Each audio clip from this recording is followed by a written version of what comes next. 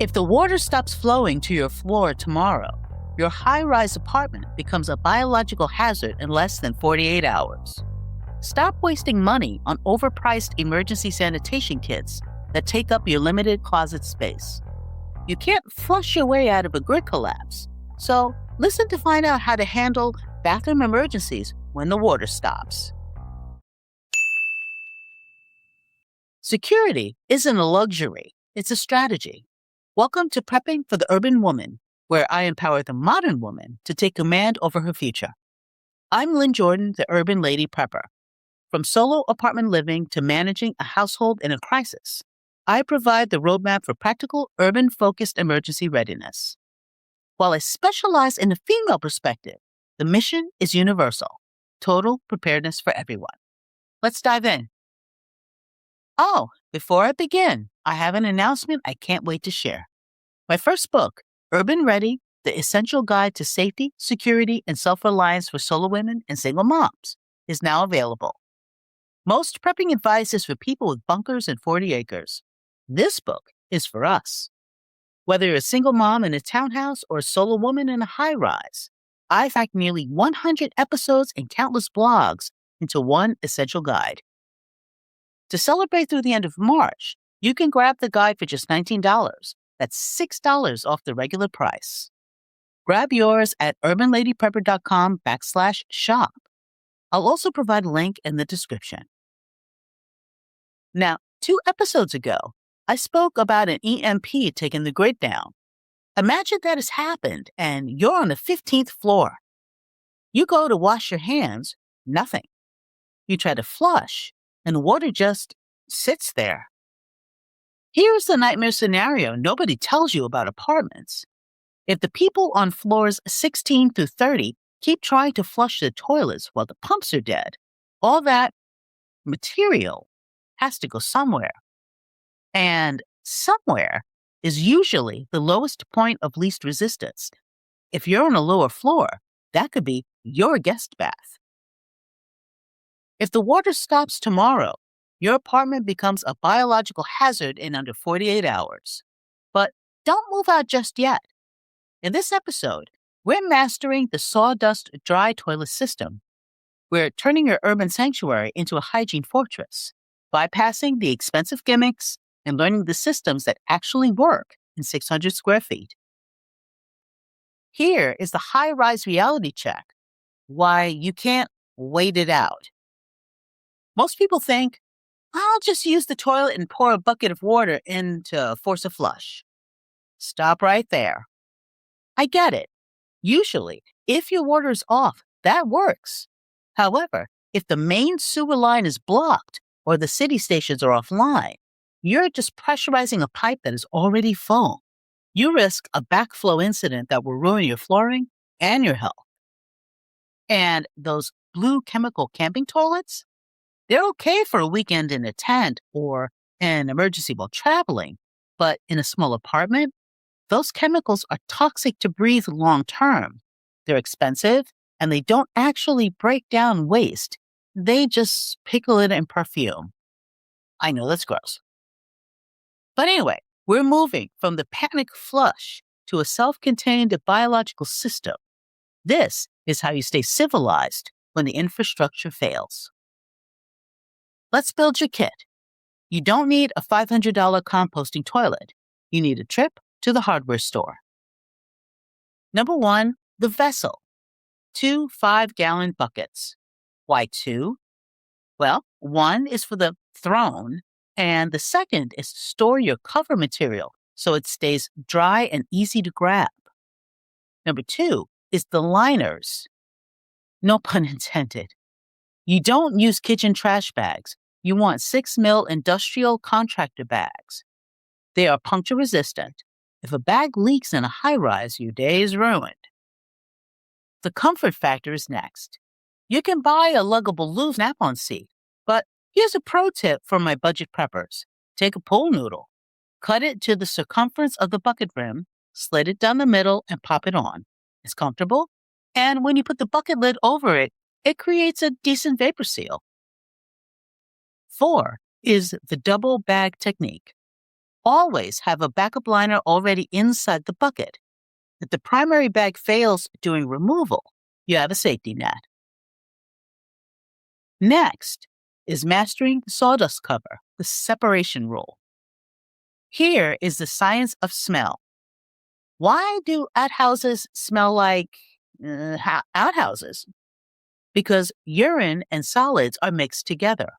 When they mix, they create an anaerobic environment that produces the eye-watering ammonia smell. So the golden rule is, if you can, keep them separate. Use a dedicated pea jar. An old laundry detergent bottle with a tight lid works great. For the bucket, we only want solids. Now, let's talk cover material. The general advice is to use kitty litter, especially since many people have it either because they have cats or they use it during winter for traction. But kitty litter is heavy. It doesn't absorb odors as much as clump, and it's a nightmare to carry downstairs. You want carbon. So to make this work, you still need to head down the pet aisle, but this time you're getting fine pine shavings and get compressed sawdust pellets. If you don't see the pellets there, they can also be found with the barbecue stuff as they're also used for wood stoves. Then grab Coco Coir from the gardening section of the big box store or a garden center. Now, every time you use the bucket, you cover it with a mix of these three items. The sawdust absorbs the moisture, and the carbon combination of all three neutralizes the odor instantly. If you do this right, your bathroom will smell like a cedar closet, not a sewer. If you've been following me, you've been storing water, toilet paper, baby wipes, and hand sanitizer. And this is where the extra stuff comes in handy, because cleanliness not only prevents illness, it improves morale. Remember, though, to use your stash wisely.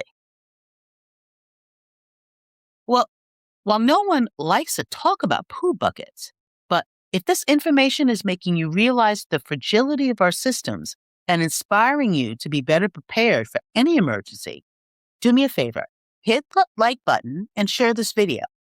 It really helps the podcast and channel grow. And if you have additional information or ideas on this topic, share it in the comments.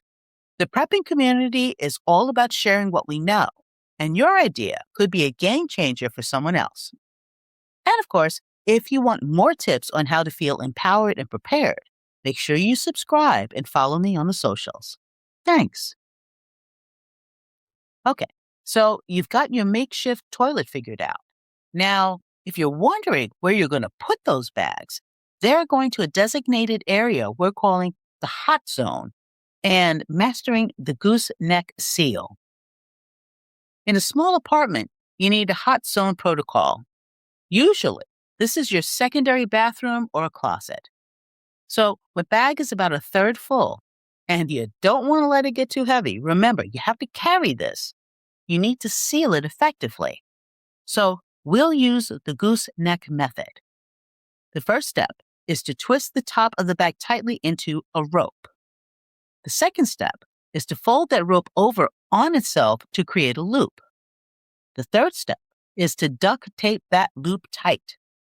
And the last step, and this is the pro move, put that bag into a secondary airtight container, like a 20-gallon plastic tote with a locking lid. This prevents container failure and keeps your living space 100% sanitary. You can stack these totes in your hot zone until it's time for disposal.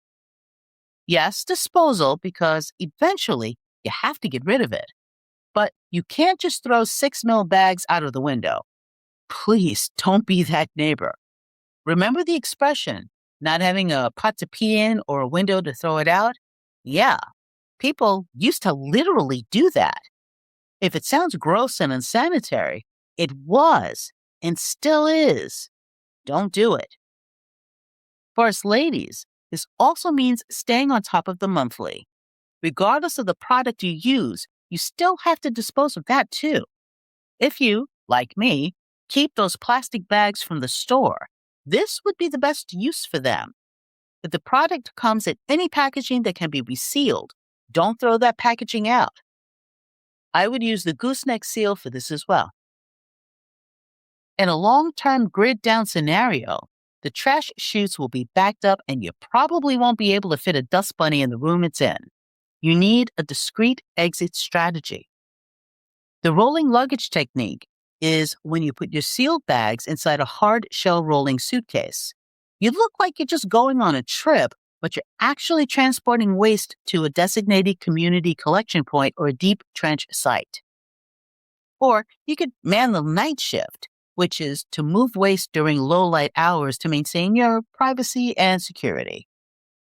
This isn't just about being grossed out. It's about preventing cholera and dysentery in your building. You're being a public health hero. Unfortunately, no matter how clean you try to be, the folks on your floor may not be or be able to. If you have a relationship with any of them, the time to address something this important is before they blow out a pipe or have a sewage spill that can do damage to the floors, walls, and everyone's health, ruining your best efforts. The other bonus to getting over the awkwardness of such a discussion is that controlling mess, odor, and other sanitary practices help keep down critters and rodents. Lastly, reach out to community leaders to see if they have any plans in place for a long-term power outage or total grid down scenario. Knowing what plan they have, if any, will help you make the decisions you need to make to be as prepared as possible. Look, this was not the sexiest topic. Nobody wants to talk about buckets. But the woman with a bucket and a bag of sawdust is a woman who isn't panicking when the taps go dry. She's the one who stays healthy, stays clean, and keeps her home as a sanctuary. Pick up one bag of sawdust this weekend in a bucket. It'll be about $10, and it might just save your sanity one day, sooner than you think. Thanks for listening, and stay safe out there. Until next time, this is the Urban Lady Prepper signing off.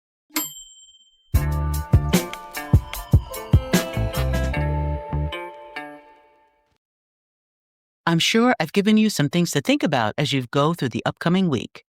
If this episode has resonated with you, please like, follow, subscribe, and leave a review. To help support my work, please pop me a super thanks on YouTube or donate using the methods in the description.